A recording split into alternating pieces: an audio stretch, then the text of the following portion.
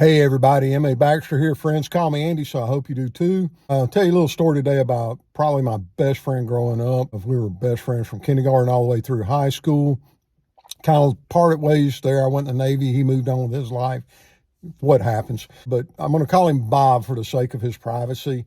Bob was a unique guy. He was wanted to be the edgy guy, the cool guy. Was one of the first ones to ride motorcycle. Liked the Beatles, which Beatles were a great band, don't get me wrong, but wasn't the kind of music that was popular at the time with all the rest of our group. Like British sports cars. We all like muscle cars, Chevys, Fords, Mustangs, Chevelles, cool stuff like that. And he liked the little MGBs, the stuff like that. But Bob wanted to he became fascinated with this idea of getting a tattoo. There was a song that was popular at the time. A guy talked about showing his girl his new tattoo, and he thought that was the greatest thing ever. Nothing wrong with tattoos, don't get me wrong. If you like tattoos, knock yourself out. But at the time, we're talking about in the mid to late 70s, tattoos were still kind of a taboo-ish thing. The only people that really had them was bikers and sailors. And, everybody else just kind of looked at them. If you had a tattoo, there was something probably wrong with you. Well, Bob got a job at a local grocery store and spent a long time saving money. We were going to tattoo shops all over the place. He was going to pick out the perfect design.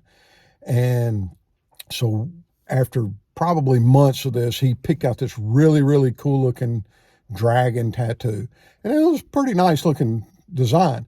And he decided to get it on the back of his shoulder back here so that it wouldn't be too visible, and everything. So we went to the tattoo parlor on the day that he figured he was going to get it done. Bob got pretty drunk, which now I don't think they really even let you get a tattoo if you're drunk because they think that you'll end up suing them or something. But we proceeded to sit around and watch him get his tattoo. We were all pretty drunk at the time. Bob got his tattoo. They put a bandage over it, gave us all the instructions, don't take the bandage off for a couple of days, et cetera, et cetera, et cetera. A couple of days later, the time was up. We were all at another friend of mine's house again, having a few beers, and Bob decided it's time to reveal his dragon tattoo. So he took the bandage off, kind of cleaned it up a little bit. We all immediately burst out laughing, and he couldn't figure out why. So he starts trying to look over his shoulder to see if he could see the tattoo. Of course, he couldn't see it, trying to see his tattoo. He started spinning in a circle, like a dog trying to chase his tail. And we were rolling. The biggest reason was this really nice dragon tattoo design that he had picked out.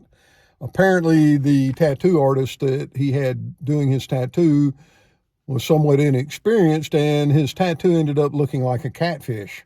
Good old blue cat out of the river catfish. So we all hit the floor. We were laughing. He's spinning around like a dog chasing his tail, doesn't know what's going on. And I've heard that later on in life, he did get the tattoo covered up with a nicer design, and it no longer looks like a catfish. But for several years, that was his nickname, was Catfish, and he hated it. But it's kind of, I guess a little cautionary tale. Nothing wrong with tattoos. You're going to get a tattoo. But make sure you get one by a very reputable tattoo artist. There are lots of them out there now that it really is art. Take your time. Be careful about selecting it. Don't make a decision based on who's cheapest. Matter of fact, you probably want to go with one of the more expensive ones. But anyways, that's my story for today. Thanks for watching. See you next time. Bye.